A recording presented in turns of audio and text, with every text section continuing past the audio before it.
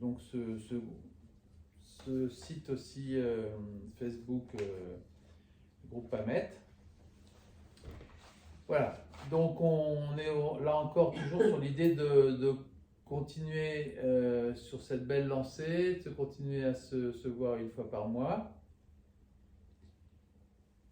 Voilà. Alors sur l'engagement et la psychanalyse en tout cas, puisque c'est cette petite introduction que je voulais vous faire. Évidemment, moi ça m'a refait penser à la société psychanalytique du mercredi, hein, qui avait été appelée par Freud et les gens qui s'étaient associés à la réflexion de Freud et qui se réunissaient le mercredi. Et ils se sont réunis pendant 6 ans. Alors nous, on en est déjà à 8 ans. Ouais, oui. Après, ils ont changé de nom et c'est devenu Société psychanalytique de Vienne. Mais en fait, c'était les mêmes. Ils ont changé de nom, mais c'était les mêmes qui se réunissaient. Alors, ce qui est intéressant, juste pour rappeler dans ce groupe, je l'ai déjà dit, mais je trouve que c'est tellement, moi ça me fait tellement penser à ce qu'on fait, c'est-à-dire que c'était un groupe de parole, c'est-à-dire que tout le monde prenait la parole.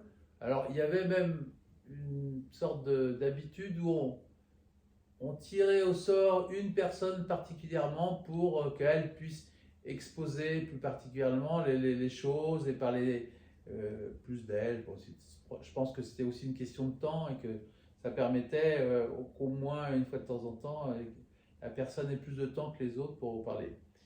Mais sinon, voilà, il y avait à la fois des thèmes qui étaient abordés, des questions, et puis des questions personnelles, quoi. Chacun finalement parlait de ses difficultés dans ce travail, dans ses réflexions, dans son métier, dans son rapport au patient, et puis finalement dans son rapport transférentiel au patient. Alors, pourquoi ça m'a fait aussi penser à parler de ce groupe, c'est que très rapidement, Freud et les gens de ce groupe ont parlé de cause, hein, qu'il fallait défendre la cause et que c'était un engagement par rapport à cette cause, qui d'ailleurs était utilisée après hein, dans la cause freudienne, comme qu'on a repris ce nom-là. Mais l'idée c'était que la psychanalyse c'était une cause à défendre. Et c'est vrai que ça a toujours été attaqué de sa création à encore maintenant. Il y a toujours eu des gens pour attaquer la psychanalyse et aussi des gens pour défendre cette technique, ce moyen de soigner les gens. Mais voilà. Alors, c'est donc ça représente vraiment un engagement de la part des psychanalystes. Et c'est un engagement personnel aussi parce que, en fait, pour être psychanalyste, ça ne suffit pas d'avoir des cours. Alors, il y a des cours qui sont enseignés en fac de psycho, très très peu en médecine, mais de toute façon, cet apport théorique n'est pas suffisant pour devenir psychanalyste. Il faut aussi faire une pratique personnelle, un investissement personnel, de faire soi-même une psychanalyse pendant un certain temps. Donc, même si ce temps est variable selon chaque personne, il y a vraiment cette démarche personnelle. Et c'est tout à fait particulier d'avoir à la fois cet apport théorique et cet apport personnel, avec en plus un coût évidemment financier plus ou moins important, mais qui est personnel encore, puisque voilà, en principe, il n'y a pas de remboursement quand on fait une psychanalyse, ou même quand il y en a, de toute façon, elle est assez incomplète. Donc c'est un engagement, là encore, pour devenir un psychanalyste. Et cet engagement, il est théorique et il est personnel aussi. Donc on va tout au long de... Je me souviens quand j'avais vu la première fois ma psychanalyste, je lui ai dit, moi je suis venu, on m'a donné aux coordonnées parce que je veux devenir psychanalyste. Elle m'a dit bon, très bien, et alors, et après Donc ça ne l'intéressait pas du tout. Elle voulait savoir en fait exactement voilà, qui j'étais et pourquoi je voulais faire cette psychanalyse.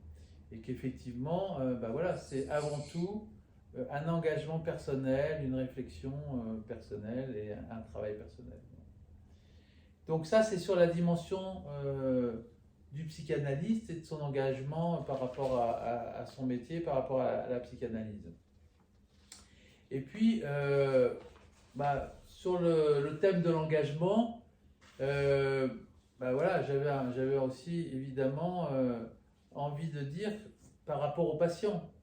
C'est-à-dire que le patient, il nous arrive, souvent on en a parlé, il est souvent désorienté, perdu, il a une demande qui est souvent même symptomatique, mais qui est la plupart du temps quand même à côté de lui, quoi, hein, qui ne le représente pas lui vraiment en particulier. Et on est assez loin de l'engagement. Parce que lui, il demande à être pris en charge, il demande à ce qu'on fasse les choses pour lui. J'en ai encore une vue aujourd'hui pour une première consultation, en plus une psychologue, donc voilà, donc elle a du métier, elle a la réflexion.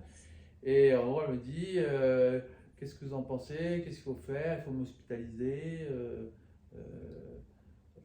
Donc, c'est souvent dans cet état de désorientation et d'abattement qu'on peut voir dans un premier temps les patients.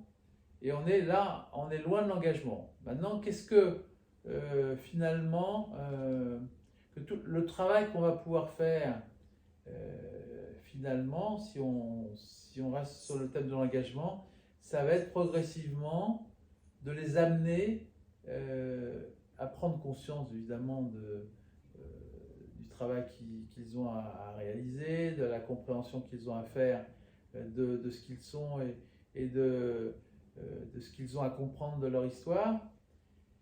Et en fait, tout ça va permettre progressivement d'accéder à un engagement de leur part. Et cet engagement, il se fait, il n'y a pas à en parler en fait, il se fait progressivement. Il est aidé par le transfert évidemment, c'est-à-dire il est aidé par le fait que ils ont envie de travailler avec nous, ils ont que progressivement, ça c'est quelque chose qui se construit au fur et à mesure du travail qu'on peut faire avec eux, mais que quand le transfert est bien en place, il y a quelque chose d'assez solide et une confiance réciproque qui fait que cet engagement peut vraiment survenir vraiment, quoi. Même si ce travail analytique, il est parfois douloureux, il est parfois secouant pour les gens. Hein, c'est pas une partie de plaisir. Hein. Là encore, si je me souviens moi de mon analyse, elle m'avait dit aussi mais vous voulez faire une psychanalyse, vous voulez vraiment souffrir. Je venais vraiment pas pour ça, effectivement. Je lui dis je sais pas, pas forcément, non. Mais bon, elle m'avait positionné quand même les choses comme ça pour me mettre en garde sur le fait que c'était pas forcément une partie de plaisir et que c'était pas simplement une petite formation théorique, théorico-pratique, mais que c'était un vrai engagement de soi, quoi. Donc, engagement de soi, engagement du psychanalyste dans un premier temps pour être psychanalyste, engagement d'aider le patient à s'engager dans ce travail thérapeutique. Je crois que c'est vraiment ce qu'on peut lui apporter de plus intéressant, parce que c'est dans cet engagement-là que les choses vont pouvoir aboutir, parce que quand les gens quand on sent que les gens commencent à avancer, commencent à trouver des choses, euh, ont ont des intuitions, des certitudes après de ce qu'ils ont trouvé et que ça change leur vie,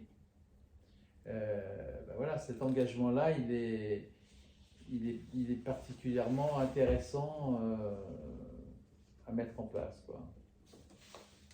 Bon, voilà, c'est un peu tout ça que je voulais vous dire. J'ai oublié plein de choses sûrement, mais voilà, je vous laisse poursuivre sur le thème. Axel, je t'ai endormi? Non, non, je t'écoute. Je t'écoute. Je te regarde pas, je suis comme l'analyste avec son analysant sur le divan. D'accord. Alors, allez, Lipsy. Alors. Moi, je voudrais dire quelque chose à propos de ce que tu viens de dire, Philippe. Ouais. C'est étonnant parce que, en fait, on pourrait aussi dire que la souffrance permet de nous engager. La souffrance que l'on ressent quand un patient consulte, moi, je vais rebondir sur ce que tu as dit parce que ça me parle directement. Moi, quand je suis arrivée en psychanalyse,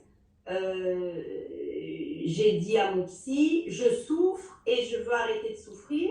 Et plus je parlais, et plus il me disait, bah, vous allez être psychanalyste. Et au bout de la deuxième séance, il me dit, bah, allongez-vous. Je me suis allongée et je me suis engagée directement parce que la souffrance était telle que j'avais pas le choix. Ouais, bien sûr. Alors c'est ça que je veux dire. La souffrance aussi pousse le patient, peut-être à son insu aussi, à s'engager dans quelque chose.